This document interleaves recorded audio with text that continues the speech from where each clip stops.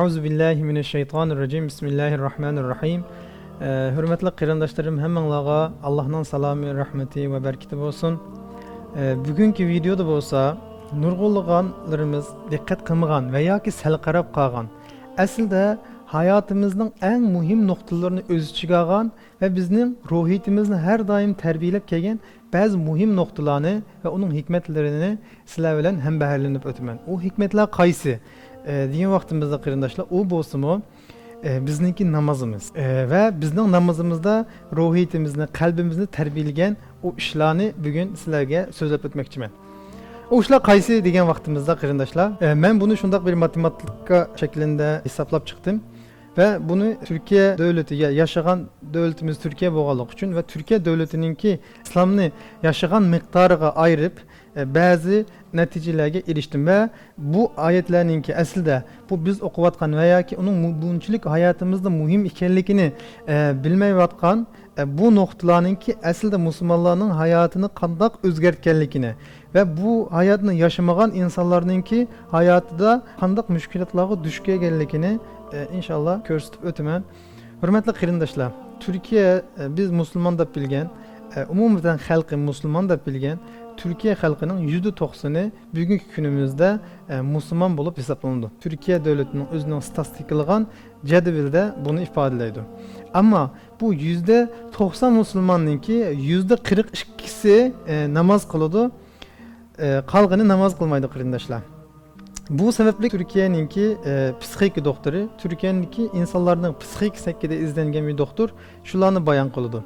Türkiye'de %60 kişi her daim psikik keselliklerge mubtala bolup kaldı iken. Türkiye'de, fakat Türkiye'de. Bunun sebebi zaten nimo? Nim için sen bu geplerini devatsen de bir sual sorsan bana. Bununki sebebi şu. Namaz kılgan bir Müslüman her günlüki eğer özünki hayatıda Peygamber Aleyhisselam'ın sünneti ve perizlerini bille koşup namaz kılsa her günlüki o adam 32 süre, yani biz namaz süreleri de bilgen 32 sürelerini okup çıkıyordu. Süre okup çıkıyordu her gün. Yani okuş mecburiyeti namazdan doğru buluş için. Bu süre onun hayatıda nemelerge tesir köstü dediyseniz o adamınki her 4-5 saatte bir ruhiyetini terbiyelep çıkıyordu. Kandak deseniz mesela bir Müslüman özünki tuqqanlar tarafından veya ki başkalar tarafından hıyanetke uçurdu. Veya ki başkalarınki yardım vermezlikке düç kep kaldı değil mesela. O adam kandak kıldı desek, o adam namazı geldi değil o adam. Köngül yerin boğan halda bir namaz kıldı. Namazda o adam ya ki Halid veya ki Allah'ın ilhamı değil, Tebbet Yeda suresini okudu. Bu ya ne mi ilham aldı o adam? Şunu bildi ki demek ki eğer sizin davayın doğru bir davasa, sizin yolun doğru bir yolsa, demek ki bu yolda sizin tuqqanın olsun veya ki başkalar olsun karşı çıkıdı diyelim bilirdi. Bu Tebbet suresinin mezmunu qaysı? Tebbet Yeda Ebi Lehebi ve Tebbe. Yani Peygamber Aleyhisselam tuğulgan vaxtda özününki kulunu azat kılgan Ebu Leheb'nin kulu kurup kesin diyen ayet. Yani biz bunu köreleyimiz. Mesela o adam yeni bir adam değil. Farklı nurgulluğan insanlar yaşavatımız, nurgulluğan kıyınçılıklara düşkülümüz. Yeni bir adam değil. Mesela dünyada bay adam. Ama o adam psikik cihetten şunu yaşadı. Benim eğer zakat versem, başkalarına mal versem, zakat takatsam veya ki infak kılsam, benim malım azılıp gitti diyen bir adam ne okuludu? Veylul likulli humezetil lumeze ellezi cema'a mâlehu ve addede yahsebu enne mâlehu ahlada. Diyen bu ayetini okuyanda nemdeydi o adam? Dedi ki demek ki benim melim ebedilik bir ammal emezken. Yani benim baki kalmaydı kendiydi de bu adamın o taraftaki psikikisi de alındı. Mesela veya ki her kandak bir kıyınçılık düşkegen bir adam değil, düç geldi, namazı kıldı. O adam mesela Elem neşrah leke sadrak surenin ahiri boğan inne ma'al usri yusra fe inne ma'al usri yusra ayetini okudu. Değil ki bir kıyınçılıktan asallık var dedi. Bu adam nemdeydi? Demek ki bu Allah'ın uğurlaştırışı eder.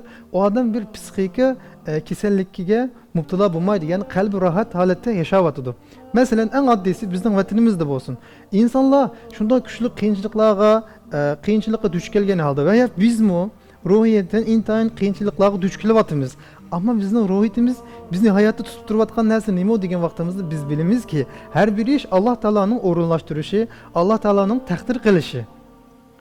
İnşallah bunun bir hikmeti var hep bilimiz. O zaman bizim psikikimiz bozulmasın belki keselliklerge karşı durup özünün hedefimizi oluş için hareket kılalayımız. Demek ki bu nemin ifadeleydi. Allah Azze ve Celle'ninki Müslümanlar için belgilep mükemmel bir sistem mevcut ikenligini ifadelaydı. Ha şundaq deyişimiz mümkün. Andaq öz bir insan namaz kılmısı mı, rahat halette yaşavatıdı. Huşalık Kur'an bulavatıdı o adam. Namaz kılmaydı ama desiniz.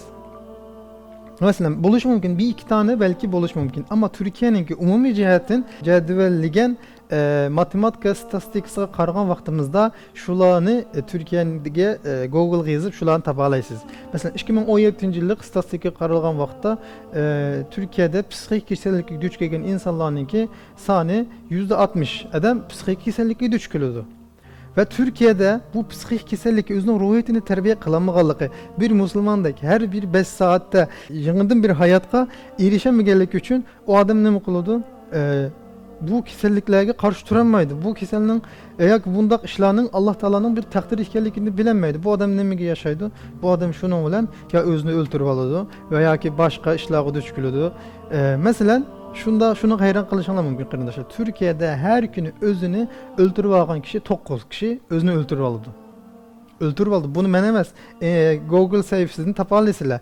Yani her yıl fakat Türkiye'de 2386 kişi özünü öldürüp aldı. Hatta bulanın köpüncüsü qaysı desenler, köpüncüsü statistikaлаган vaqtda psixik kasalliklarga duch kelip şu psixikasini aşamagan veya ki bir anıs tugab ketip veya ki başka sebepler tufayli özününki kasalligidan şifa tapamay veya ki kasallikini yengolmay o adam özünü öldürüp algan insanların intan köp ekanligini izlensek hemimiz tapalaymiz. Bunlar bizge nimeni ifadelaydi undaq bolsa? Bunlar bizge nimeni ifadelaydi? Biz bugünküdek muhaciratda yaşayatqanlar bolaylı veya ki başkalar bolaylı bizninki Allah Azze ve Celle'ninki merhametini, Allah Azze ve Celle'nin Müslümanlığa boğan rahmetini ifadelaydı qarindoshlar. Bu sebeplik men bu videoni ilişimdeki maksat mı? Belki nurgulluğun qarindoshlarimizningki belki dikkat qilmagan bo'lsa veya ki namozga susluq qilib qolgan bo'lsa veya ki bir dada o'zining bolalariga faqat shuni o'gitibla, shuning lafzini o'gitibla yetinib qolgan bo'lsa, belki yetinib qolmasdan buning ma'nosini o'rgatsin. Bugünküdek o'ginish vositalari qo'limizda bo'lgan, o'ginish intayin oson bo'lgan bu holatda ballarıga bolsun, qarindoshlarıga bolsun, dostlarıga bolsun, ügetsin ve bu Allah Taala'nın rahmetinden hemmeyle nail bolaylı degan niyette bu videoni ilavatımen. Hem bu sebeple qarindoshlar, bundan keyingi videolarımızda inşallah şu 30. pardaki surlarning hikmeti ve bizning hayatımızga nimalarni hitap qildiganligi haqida bo'ladi. Ilm yo'lovchisi sayfasi qurilib, bugungichilik bizga ma'naviy yordamda bo'lgan qarindoshlarımga bu yerden rahmetimde bildirmen. Uzun zamandan keyin kamerada göz aldığınızda buluvatman hürmetli qarindoshlar. İnşallah bundan keyin davamlı şekilde ben faydalı his qilgan ve sizlarga o faydalı buludu deb o'ylagan ve qaragan videolarni hem baharlanishga tirishman. Ve sizlar qarindoshlarimdan tanqid ve tavsiyalaringlarni her daim ayırmaslıklarını ümit qilaman. Hammanglarga Allohning rahmeti, salami ve bereketi olsun. Allah emanet bo'linglar. Assalomu alaykum ve rahmetullahi ve berekatuhu.